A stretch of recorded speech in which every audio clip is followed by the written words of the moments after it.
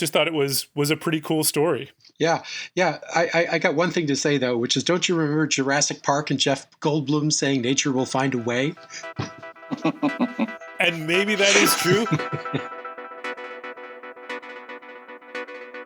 Welcome once again to Free Associations from the Boston University School of Public Health, the Public Health and Medical Journal Club podcast for anyone who is confused by the latest health study as I am by how we managed to get to 100 episodes. Can you guys believe we have been doing this now since we've gotten to 100 episodes? It's amazing. How many years has it been? It's like at least 2 years, maybe more year.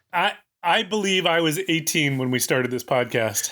Oh, man, you were so young, so naive. I was. I had no idea what I was getting myself into. Well, now that we've cast our pods, what happens next? I mean, what's the next big thing? I don't think I've done 100 of anything. Yeah, fair enough. I don't know. What's next? I think world domination. All right. I like that. Anyway, I am Matt Fox from the Departments of Epidemiology and Global Health. I am here with Chris Gill from the Department of Global Health as well. Yes, hello. Happy 100. Happy 100. And Danthea, also from the Department of Global Health. Hi, Matt. Hi, Chris. All of these here at the BU School of Public Health. Now, I should say, my sister-in-law, who's an avid listener, I think she is our listener, said that for our 100th, we should all get together back in the Godly studio. But clearly that didn't manage to happen. Yeah. Well, it will happen soon, It could right? happen too, couldn't it? We could do it. We could do it. We're getting there. We're definitely nearing that stage. Anyway. We just had a big departmental meeting where we were told that we have been summoned, and that our physical presence is desired and actually required. Yeah, I'm still trying to understand exactly when I'm supposed to be where or when, but I'm sure I will be able to figure it out. Just follow the crowd. I will just follow the crowd who is standing out in front of my house. Absolutely. So, as a reminder, head on over to the Population Health Exchange website at www.pophealthex.org, where you will find all kinds of interesting... What are you going to find there? Are you going to find... Chris, have you been on the website in a while? Did you find anything interesting? This is Leslie Tell-Allian's? Yes. Yeah, it's a gossip page. It's like a blog, right? Exactly. You've got That's why it's Tell-Allian. Exactly. Or you'll find Nick. You made Nick laugh with that one. At least somebody laughed at that. I heard crickets. Yeah. Those were cicadas, Don. Yeah. Yeah. And also, if you are so willing and inclined, head on over to iTunes or Stitcher or wherever you get your podcasts from and give us a rating that'll help other people find us. So now... let's go on to the show. So today in our first segment, which is our Journal Club segment, we're going to look at a study on the benefits of ear tubes. Now, I have to, full disclosure, I had 7 sets of ear tubes as a kid. So I have that's the reason you chose this article. That may have had a little to do with it. 7? But no, 7 sets, yeah. Wow. So those hurt when they place them? I was unconscious, so I don't think so. But I wasn't in any pain when I woke up. So, no. So then in our second part of a podcast, which is our deep dive, we're going to talk about the role of international funding of research.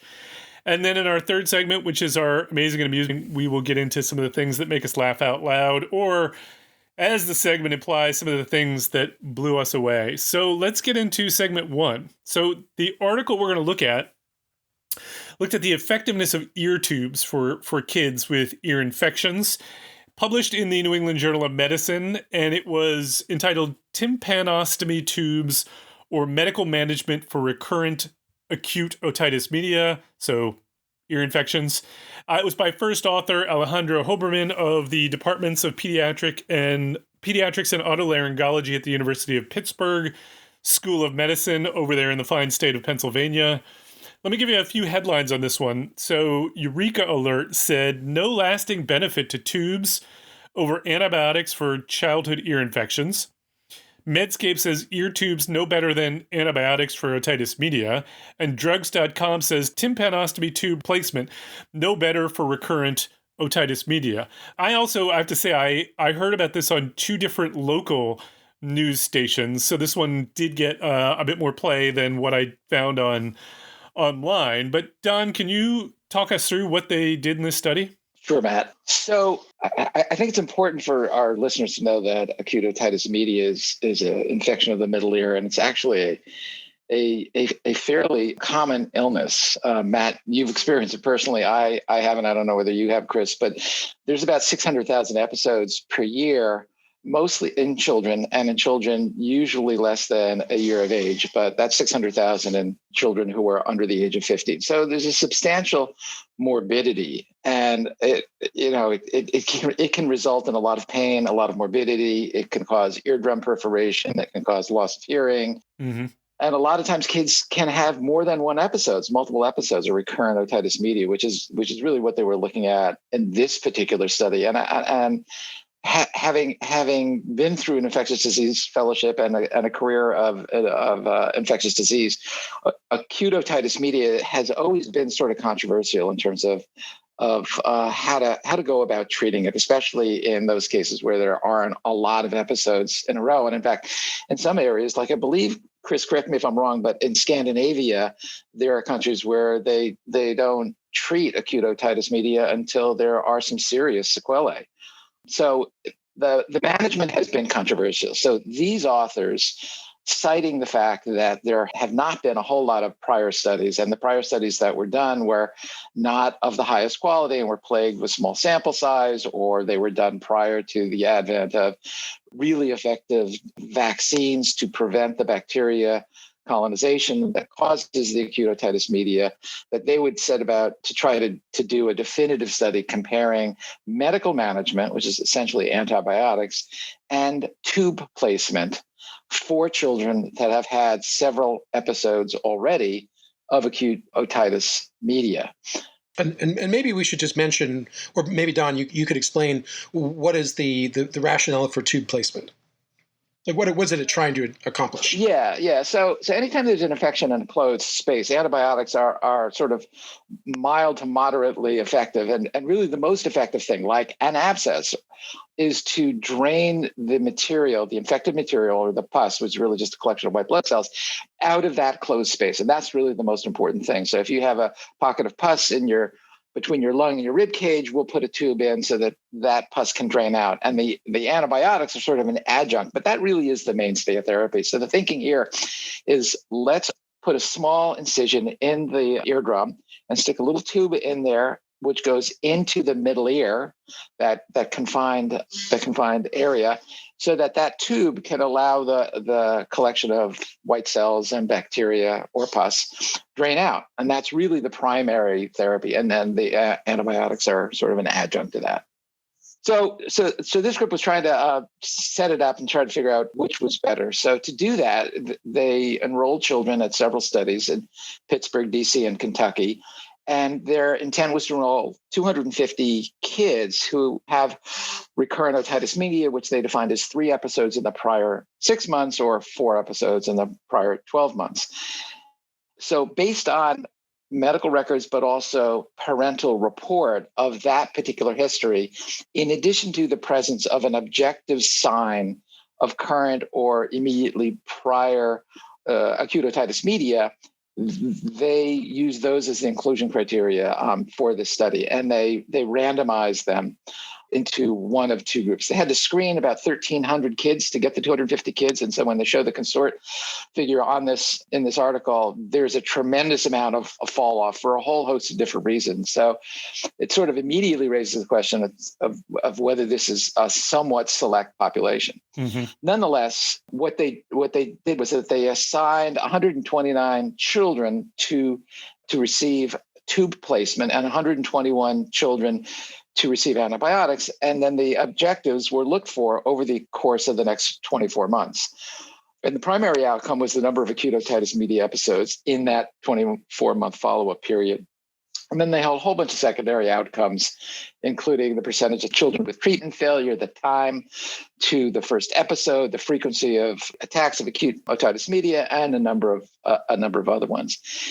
And they conducted the study. I think it was over 5 years. And the results, as were indicated in some of the headlines that Matt talked about previously, was that essentially there was no difference between the two, both for the primary objective as well as for most of the secondary objectives.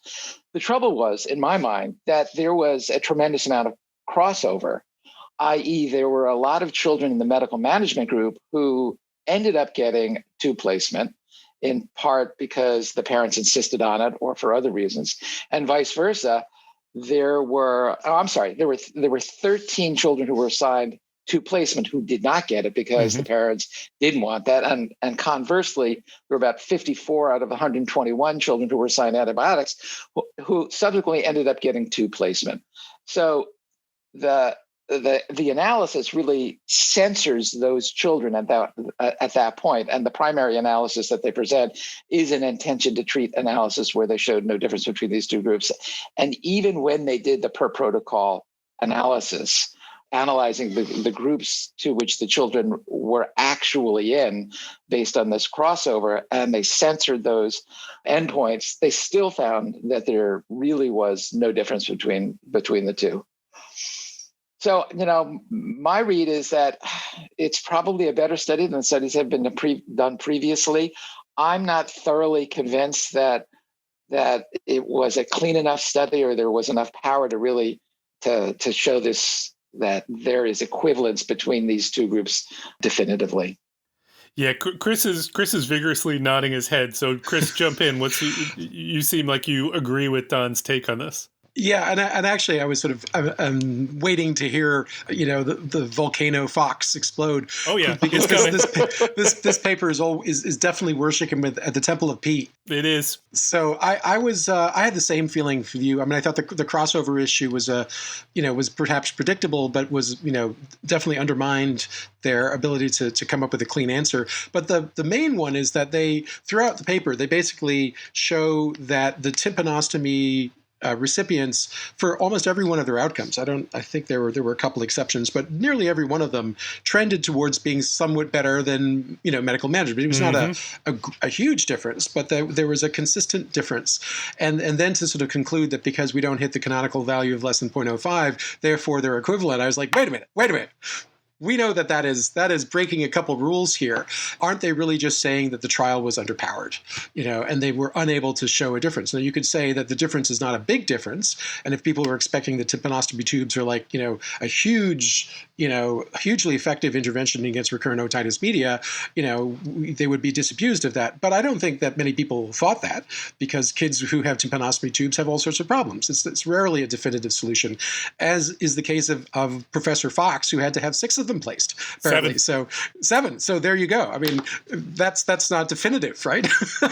So I was irritated by that, because I just felt like on the the Biostats 101 front, they kind of flunked this one. Yeah, I have some issues. I mean, I do think there is some information that comes out of this trial that is useful information. I will say, going into this, I always write down what my prior is. I grew up with these things, so I just assumed these things worked. My prior was very strong that tubes, are helpful, because otherwise, why else would I have gotten them? It was surprising to me to learn that this was actually something that's controversial. In fact, what I wrote is, why are we doing this study at all? We know they work. But clearly I'm wrong about that. So fair enough. But then if you're going to try to do the definitive study, 250 kids is never going to be enough to do the definitive study on this particular question, particularly if you go in skeptical such that you think there may be equivalence between them. You want to be able to sort that out. Then we get into the issue that both of you raised, which is the crossover, that you have some in the tubes group who didn't get them, some in the no tubes group who did get them. And one way to try to think about that is you could say, well, let's think about this as a strategy rather than as, we want to know the effectiveness of the tubes themselves. And the strategy is, we're going to offer you tubes, but if you would prefer to delay and, try antibiotics and then with the tubes as a backup, that's an option. But this study doesn't even really answer that question, because there was sort of multiple options within both arms. So I came away from it feeling like, we didn't really get the answer to any of the questions I really wanted to know. It's a piece of information, and I don't mean to be completely disparaging because it's, it does provide some more information than we had before. I just don't think it's, I was surprised to see this in the New England Journal after I read it based on what I'd heard on the news. Yeah, because I think that the news took the the high level summary, which they plugged that in the discussion that these are equivalent, but they're not equivalent. They did not do an equivalency analysis. This was a superiority test, and as we've said over and over and over, failure to demonstrate some superiority does not mean equivalence. So I think the media, took the wrong message from their high-level internal summary. And I was surprised that a statistical reviewer at New England Journal didn't sort of pick up that obvious flaw. Yeah, that surprised me too. I mean, it is a trial. And so I think trials get a level of benefit of the doubt that they don't always necessarily deserve, but it's a strong design. This trial had a lot of what I'll say is fancy statistics. They're not overly fancy, but the analysis they did was using generalized linear equations. I think when you've got a randomized trial, one of the beautiful things about the randomized trial is you don't need a lot of these fancy statistics. You get you can get the primary answer with just your crude comparison. Now there are reasons why sometimes you want to adjust to get more power out of your subjects, but there was a lot going on for what I thought should have been a fairly straightforward trial. Yeah, I think another issue that gave me pause was that in addition to this issue with crossover, sort of contaminating the RCT aspect of this, there was a lot of dropout. Either because there was crossover or because they simply stopped the follow-up. So while it was designed for 24 months of follow-up, a relatively small proportion of the entire cohort actually completed the trial. And that lack of observation months due to the early cessation of a lot of these participants, I think seriously undermined the power or added to the low power and inability to be able to distinguish a difference between these two groups. So it's not only crossover, it's lack of complete follow-up. I wanted to follow up on that because you reminded me of a sort of a curious report in their results, which was that the effect size in year one was far higher than the effect size in year two, and I thought that was very interesting. And it's not surprising because we know that children age out of otitis media eventually. Because your anatomy changes and presumably your immunology changes too. But it struck me that this is the kind of thing that would tend to make tympanostomy tubes appear very effective because you've put the tubes in and then a year later the kid is much better. But was that because of the tubes or was that because they're aging out of otitis media? And so of course they're going to look highly effective. And so that sort of like sampling bias and selection bias, overlaid with natural history of the child could perpetuate the belief that tubes were fantastically effective simply because you do a thing and then the kid gets a year older and the disease goes away and you assume that it was the tube that led to the improvement. Yeah, that's a really good point. I think one of the statistics that they cite in the paper is that the frequency of otitis media episodes is more than 2.5-fold greater in the 0 to 6 month old children than the 24 to 36 month old children. So there's absolutely a very rapid drop off in the frequency of otitis media as you age. Absolutely, what you said, Chris. So I did want to also get to the question of whether or not the headline is that we've looked at were truly accurate. So I just pull out a statistic. The primary analysis was intention to treat, but as we pointed out, there was a reasonable amount of loss to follow-up and crossover, both of which I think would have the tendency of biasing towards the null. Certainly the crossover would. Yeah. The loss to follow-up, I suppose, depends a little Depends bit on why they lost. Yeah. I mean, presumably this is not a double-blind study because if you've gotten a tube or not. And so, you could have potential loss to follow-up that was related to the outcome, but let's just say that it isn't, and both of these would bias towards no effect. Then in this case, the per protocol may in fact be more meaningful for anyone who doesn't know the per protocol, meaning we do some adjustments to try and deal with the fact that people didn't exactly follow the intended intervention. And in this case, I'll give you the per protocol corresponding rates were blah, blah, blah, which led to a relative risk of 0.82 95% confidence interval from 0.69 to 0.97. That is if you care about statistical significance, a statistically significant benefit of tubes over, antibiotic management. Now, I'm cherry picking because there were other outcomes that they looked at which didn't find a statistically significant benefit. But I'm just pointing to the fact that given this was a small study, given that there were uncertainties due to the loss to follow-up and crossovers, it seems to me that if we had found that result, the answer we would be saying would have been tubes are better. I'm not saying that because it is a cherry-picked result. It's one of many, but it does make me feel like this is, it's inconclusive results. It's not a definitive, there's no benefit to tympanostomy. Yeah, I agree. Well said. Yeah. It's more of a non-finding than it is a finding. That would be my take.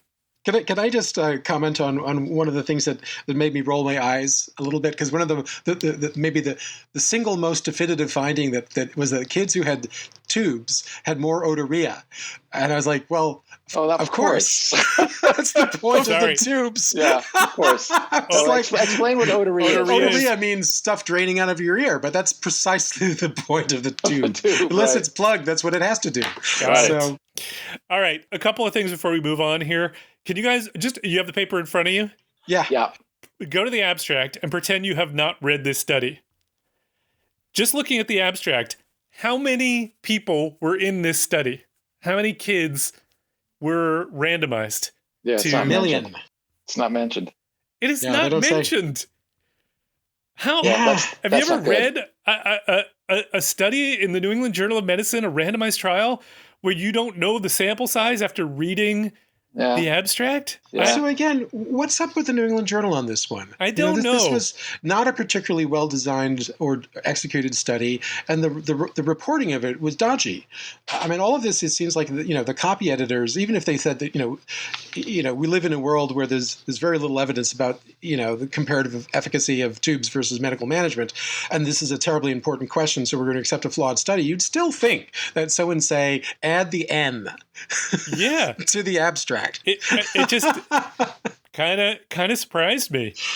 Yeah. The other thing that I thought was really interesting about this study is the discussion is 4 short paragraphs. Yeah. Which just, I'm not a huge fan of discussion sections, so it's not it's not a big critique to me, but it, like you got 1 paragraph to restate your results. The limitations ends up being a sentence.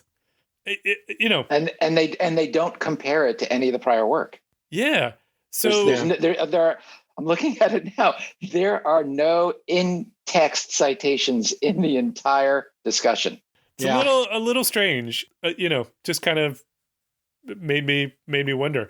I would just correct one thing, Chris. I'm not sure. I think that it wasn't that it was a poorly designed study. There were issues with the. Well, I guess by design maybe you mean sample size, which I suppose is you'd want to see a bigger study. So yeah. Any last thoughts before we move on? Yeah, Matt, I wonder if you had thoughts about, I believe it was in the study where they described the sample size requirement and they used 90% power in order to come up with the 250. And I thought that was a little stringent. Yeah, and also like expecting a really strong effect size, therefore. Because 90% power with only 250 kids, you got to figure that they thought that tympanostomy tubes were going to be crackerjack. Yeah. Well, wait, to get away with that. Wait, no, sorry. More power, 90% power is. No. I know what I'm saying. So, like, when you do 90% power, you're basically being more conservative, and so you're demanding more of your sample size. And if the sample size is small, that must mean that you expected the effect size to be very large.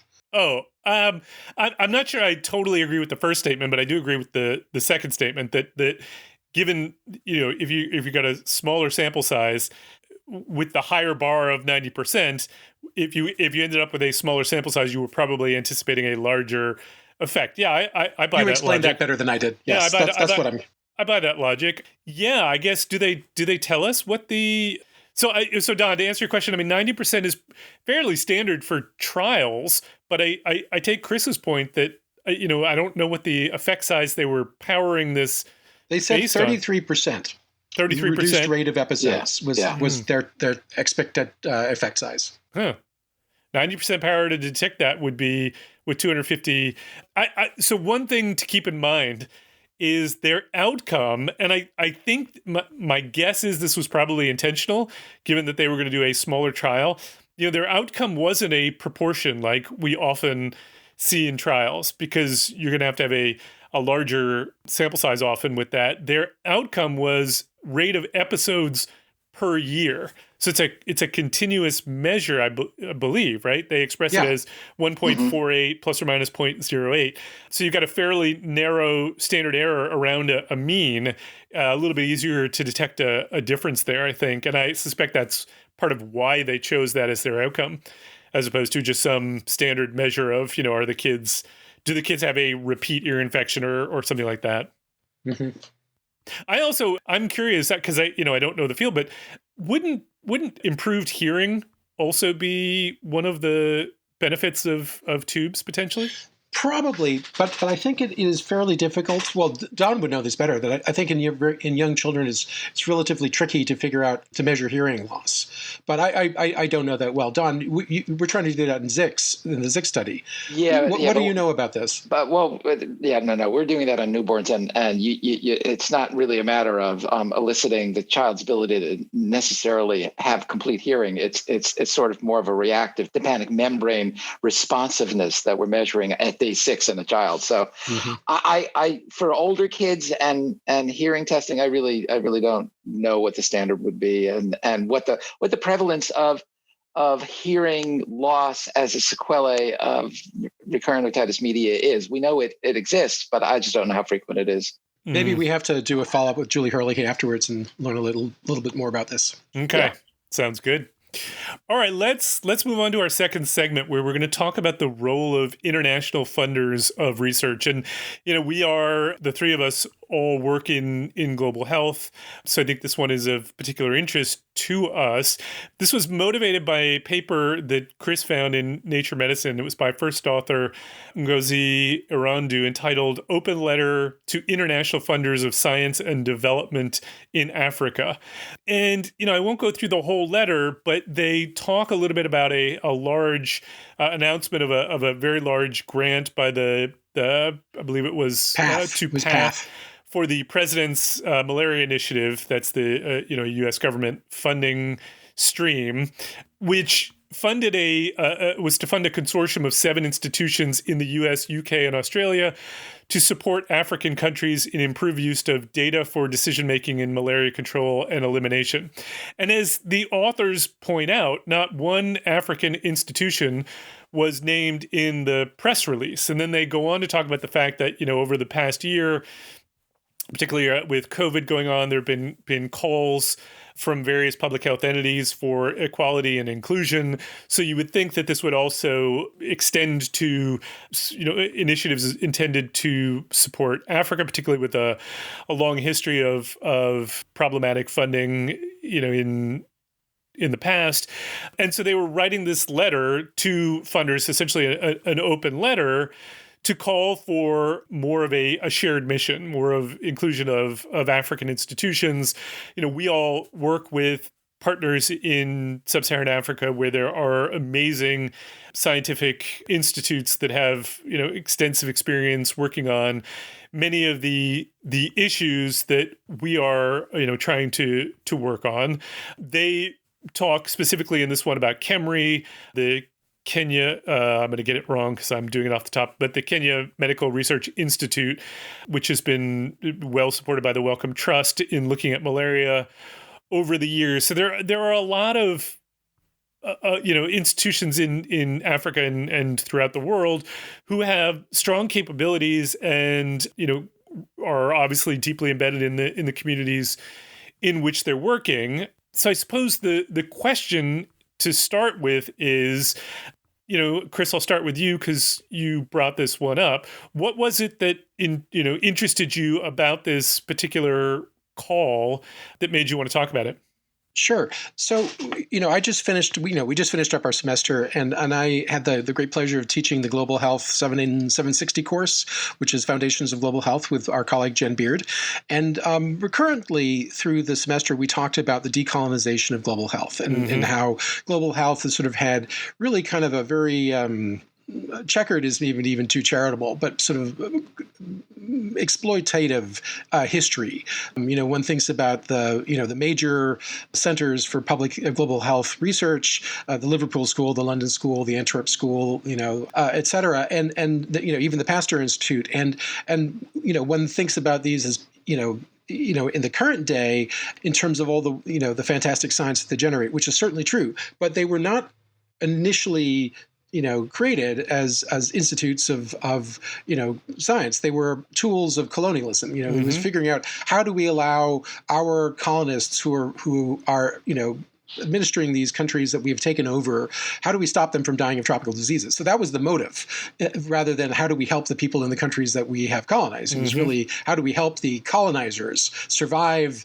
their attempts to colonize? And so that is a very ugly, part of our history. And and I'm sort of thinking about this, where do we go with this? And I think more and more our community is very, I think, sensitive to this idea that we have to sort of account for our history and maybe atone for it in different ways, symbolically and directly. And what they were pointing to, what these young African scientists were saying, I assume they're young, was that we have had this opportunity here and we flunked it, and what a pity. And as for all the reasons you say, there's no reason why we would, this grant should not have been a partnership between African and U.S. academic institutions or ministries, even at least some local partner or some local stakeholder to engage in, like, how do we develop these data management systems so that they are not just useful to us, to PATH, to the U.S. and European research centers, but how are they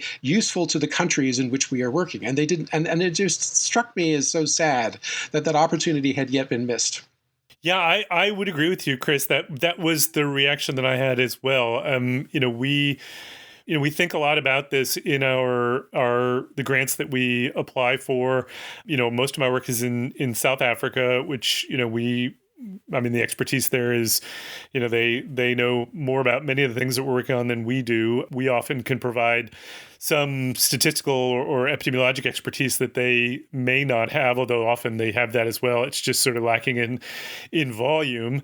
But in terms of, knowing the issues, they know all the things. We know very little. And so, often we are the subcontractor to them, because they're the ones primed to do the work, and we are in the supporting role. And I think more and more we need to think about that model, because I think it recognizes that the expertise is there, not here. Don, what was your reaction to this call? Yeah, let me push back on this, because I fundamentally disagree. I don't disagree that we need to speed up a transformation that we're in the process of engaging in, which is transfer of capability and of scientific capability from the developed world to the developing world. But having been in the field for 30 years, having started out in the late 80s in the Congo, and having worked in the subcontinent, the Asian subcontinent, as well as a lot in Africa over the course of those 30 years, I have seen an absolutely tremendous development of our African colleagues and the scientific capability. And it has been one of the most gratifying experiences of my life professionally to see what progress has been made amongst our colleagues, both individual researchers as well as institutions. Chris and I work in Zambia and have been doing so for a long time. And there's an organization there called CIDRS, which is a Center for Infectious Diseases Research Zambia, which is probably only about 12 or 15 years old. And it is an absolutely state-of-the-art laboratory and scientific research collaborator. And it was started by people from University of Alabama and the University of North Carolina, and over the course of the last 4 years has become completely nationalized. It's run by Zambians, and they do fantastic work there. I think that while being really sensitive to the whole idea of decolonization of global health, I think it's really important that we appreciate the fact that there naturally will be a conduit in terms of discovery and information that goes from the developed world to the developing world. And we need to keep that open, while at the same time making sure that our African colleagues are given all of the opportunities to take the lead in these sorts of projects. But there's all kinds of discovery, like, for instance, the genetic surveillance of COVID variants. That is a technology that has been available in the developed world really for only the last 5 years. And the ability to be able to do it at scale, like is being done in Europe and is now being done by the African CDC, I think is a really important conduit of technology that needs to remain open, and that we don't sort of say, okay, let's completely, quote, decolonize the scientific endeavor in Africa and shut that door and not have it evolve into a truly equal collaborative effort. But I don't think that's what we're arguing for, really. I take all your points that there's been tremendous progress. I think what we are, or what the authors here are endorsing, and what caught my attention was the lost opportunity to sort of extend that philosophy into this very large and presumably impactful body of work that's coming out that's been awarded to PATH. Yeah, I completely agree with that. I'm totally on board with that. But I think, to underscore the point that I'm trying to make, it seems to me kind of ironic that the institutional affiliation of the authors is the Aspen Institute in Washington, D.C., Georgetown University, the Harvard T. Chan School of Public Health, the African Population Health Research Center, and I don't know who supports them, but the Wellcome Trust is supporting the Kemry Wellcome Trust Research Program. And I think Ifakara Health Institute in Dar es Salaam, Tanzania, has been supported, I believe, by the Institute for Tropical Medicine in Belgium for a long time. So, the platform upon which they're standing has been created in part by these collaborations. And I think it would be doing a disservice to our African colleagues and global health altogether to not try to continue to foster those. But I do agree with the basic tenets of their critique, which is that this was a missed opportunity to put our African colleagues forward at the head of the line, which I think a lot of us in global health tend to do anyway. We tend to be, I think those of us who have been doing it for a long time and are really sincere tend to be either shadow advisors or shadow scientists. And oftentimes we are putting our African colleagues ahead of us in line. Mm-hmm. Mm-hmm. Yeah, I think we are actually agreeing more than we think here, because I'm certainly not suggesting that we wouldn't want to continue to support, to build these collaborations or to transfer knowledge or any of those things. I think it's much more, though, that the transfer of knowledge should be going in two directions. That we have absolutely, yeah. And I think that we are, by putting if we put our colleagues in, we don't put them out front, whether, it's just by virtue of where the funding is coming from, not prioritizing our colleagues, or it's something in the way that we conduct our work, that would be a real shame. Let me just speak to one other point that I think that they were making. I think that they were saying it's important for a whole bunch of reasons, amongst which is that we have a lived experience that people who are not born and raised and living in Africa don't have, and that's completely valid. Plus, it's really important for us to help facilitate the connection with the ministries of health so that the findings can be translated into public health policy to the benefit of the people on whom the research is being conducted. And that sort of is in distinction to what we pejoratively call safari research, which I think all of us recoil from the whole idea of that. And I think certainly the people in the Department of Global Health at Boston University and many of the colleagues that I have at other institutions feel very, very strongly about making sure that the applied research that we do is translated directly into policy. And we invite the members of government in to participate in the research from the very beginning. And I think that's one of the basic tenets that really is really important. And I think that not all researchers adhere to, but I think a lot of people whose heart is in the right place do adhere to that. If I may, one of the things that I'm sort of curious about in terms of where this is going is, as the movement to so-called decolonize global health research, evolves from being sort of a leadership and subordinate relationship to a true partnership, which is what we all want this to be, is to have it become equal. At the same time that the United States and Europe, and I suppose to a lesser degree Japan, though I don't know much about how CIDA, is that JICA, excuse me. I don't know how their granting works, but I'm familiar with NIH and CDC and USAID and Gates, and to a lesser degree the MRC in the United Kingdom. But at the same time as we are sort of renegotiating our relationships with the countries that we work with and on our colleagues, at the same time there's this tremendous economic development of Africa occurring by China. And I sort of wonder, like, on some level, is there like a recolonization occurring as a decolonization is occurring from the West? It's shifting to the East. But it's not through research. It's not through, the establishment of tropical disease research centers. It's through economic ownership of these countries. And it has de facto become a neocolonization, with another face. I'm probably going to, attract negative attention from that. But sorry, Dean Galea. But I think it's really interesting, and I haven't seen much discussion about that and what its long-term implications are. All right. So I think that's a good place to leave it. Let's head on to our last segment, which is our amazing and amusing segment. And I'm going to go first because I have a pretty short thing that I found pretty fascinating. But I'm curious, how do you both feel about the idea of the genetically modified mosquitoes? Oh, I love them. Frankenskeeters. You're Don's in favor. Chris, how do you feel about them? As a way of destroying the human race, I think it's a terrific idea. Okay, so is that where we're going?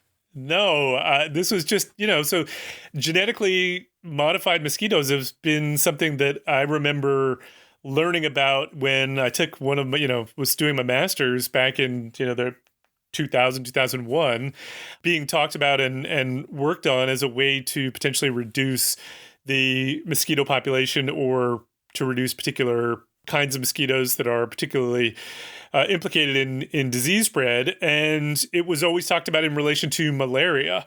And so the idea was you create a mosquito that cannot reproduce. And by doing that, then if you release these mosquitoes, they could go out and outcompete the mosquitoes that can reproduce. And, over the generations, then you get less and less, and potentially it has an impact on disease. Well, this been talked about in relation to malaria for a long time. But what I found really interesting is that it's now finally being tried in Florida. So in May, they did the first release of genetically modified mosquitoes. A company called Oxitec. It's a British firm that developed a Aedes aegypti mosquito, a male that cannot generate offspring. Do I have that right? They can breed with the females. The males don't die, but then they become carriers of the gene that will pass on to future generations, leaving fewer and fewer females. So I guess the females then end up dying without breeding. And so you end up getting a reduction in the population over time. It's been extremely controversial, as you would expect. And so it took them about a decade to go from proposing this to actually getting them the permission to actually release them. And so, now we will go on and find out what actually happens, as well as, to see if there are any implications for the rest of the environment in which they're released in. But I just thought it was, it was really interesting to see that these are finally being released in, here in the US to try and deal with things like Zika. So just thought it was a pretty cool story. Yeah. I got one thing to say though, which is, don't you remember Jurassic Park and Jeff Goldblum saying nature will find a way? And maybe that is true.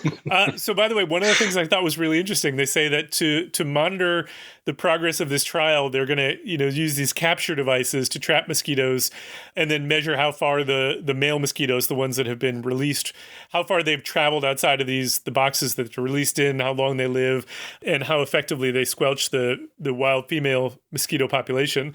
The mosquitoes carry a fluorescent marker gene that makes them glow when exposed to a specific color of light, which makes them easy to identify, which I thought was pretty awesome and scary at the same time. Yeah. The whole concept is called gene drive, and it allows them to manipulate that certain genes get passed through subsequent generations and then result in a homogeneous sex population of mosquitoes like you're talking about. But there are also manipulations that they can put into this gene drive system that provides an escape after something like 10 or 12 generations, so that if you are able to extinguish a population in the local area and one of those mosquitoes happens to escape into another area, there will be in essence a time clock that will then end that subsequent passage of the gene on. So it sort of automatically snuffs itself out in the event that it gets beyond the intended population or geographic area. Interesting. What I don't understand about the strategy, and I should just acknowledge that the things I don't understand about this strategy could fill an encyclopedia.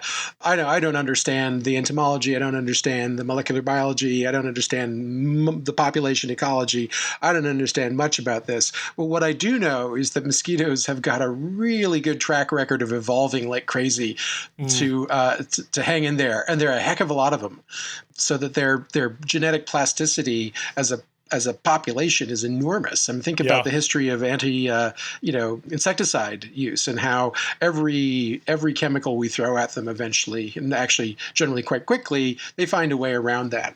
So I don't know, sort of figure that these mosquitoes are not going to be a sitting target. And so I don't understand how manipulating a gene in a subpopulation is going to fight against the immense tsunami of evolutionary pressure to survive. Part of it may be that I described it poorly. So the idea here is that the females are the ones that are biting. So they're the ones that you want to get rid of.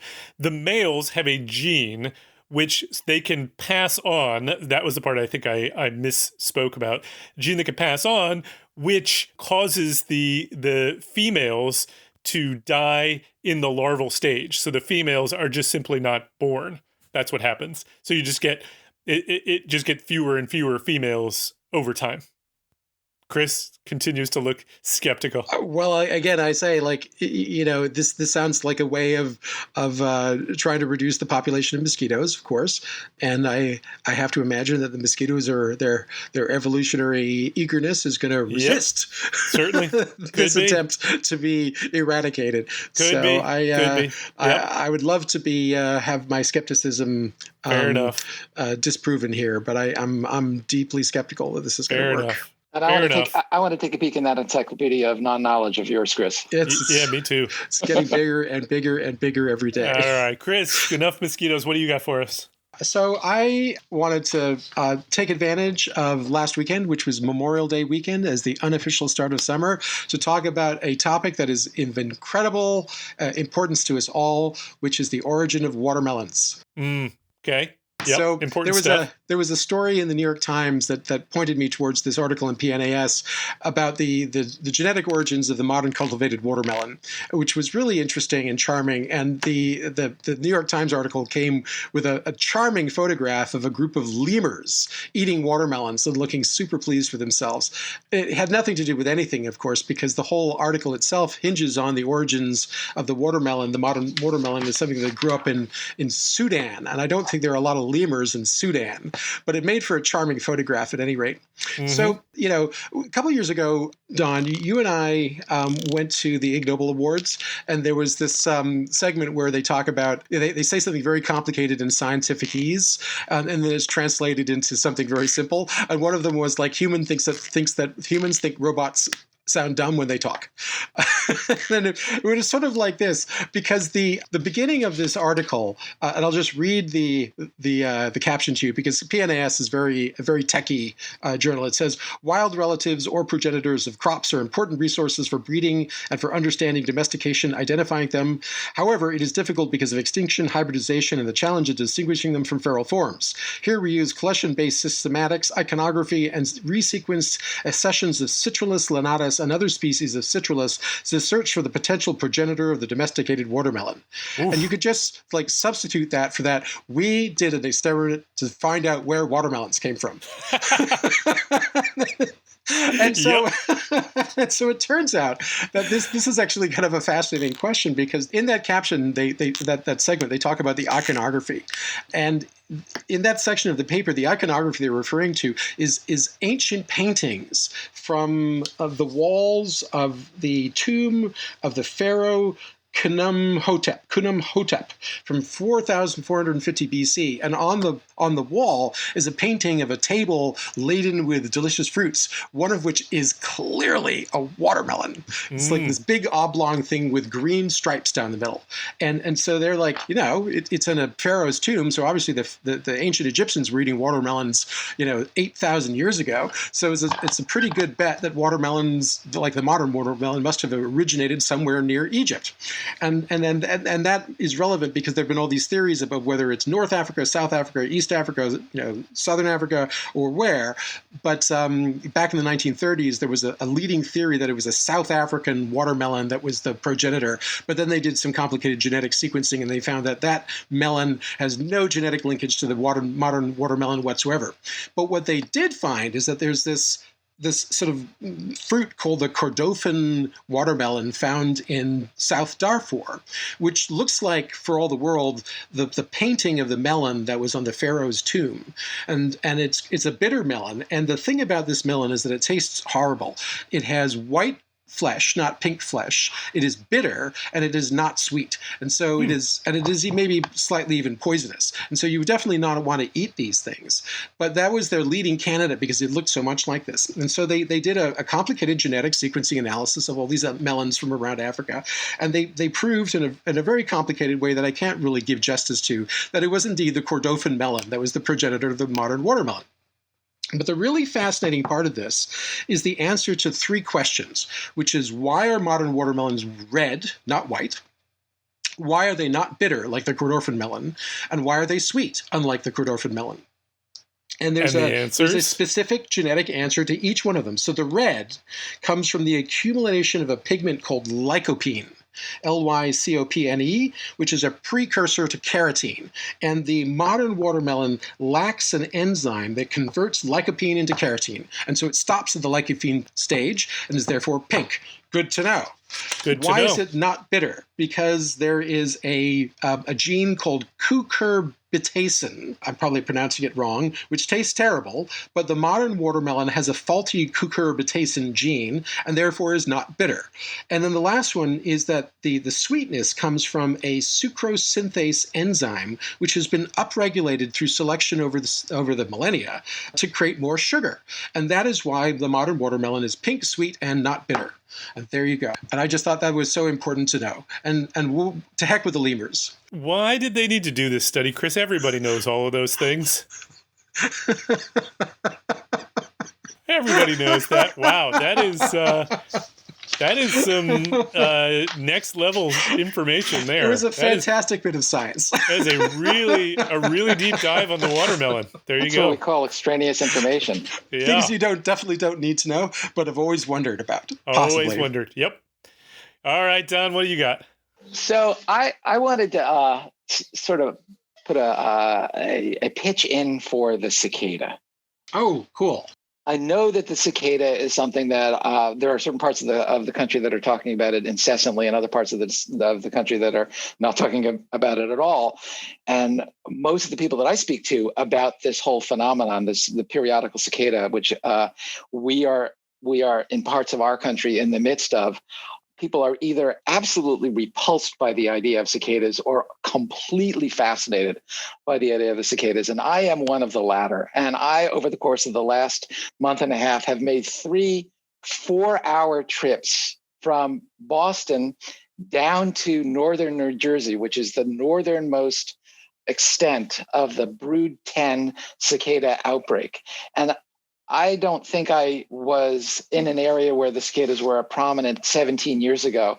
So I really went out of my way. And the first time I went a little bit too early, and the little larvae were just coming out of the ground and beginning to sort of shed their shells and come out, but not to any great extent. And then the last time I went down there was an epiphanal experience. It was one of the most amazing things I have experienced. So I went to Princeton, which is a college town in northern New Jersey, and there's a cemetery in the middle of Princeton, and it's got all these really big old growth trees.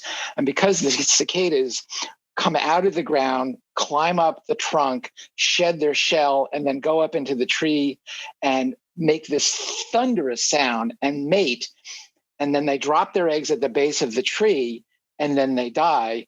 The tree is sort of the epicenter of these mini epidemics of cicada.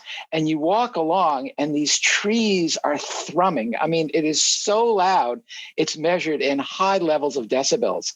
And it's really fascinating because there's 3 different species of cicada, and each has sort of a different call. And one species, the entire tree sort of goes into a sequence of a waxing and waning level, a frequency and loudness level. So you're walking by, and it just sounds like there's this tremendous, like there's the sound of a locomotive going by, but it's getting louder and softer and louder and softer. And then there's another species whose call, it's called the Pharaoh species, and whose call is Pharaoh. And you get close to this thing, and you can just absolutely hear that, and you can see their thorax wiggle as they're making these sounds. And then they hook up, and then they die, and they drop to the base of the tree. And you walk along, and you look down at the base of the tree, and there are literally tens of thousands of cicada carcasses at the base of the tree. Some are alive, some are half dying, some are dead, and they form this tremendous amount of protein source and nitrogen source for the trees.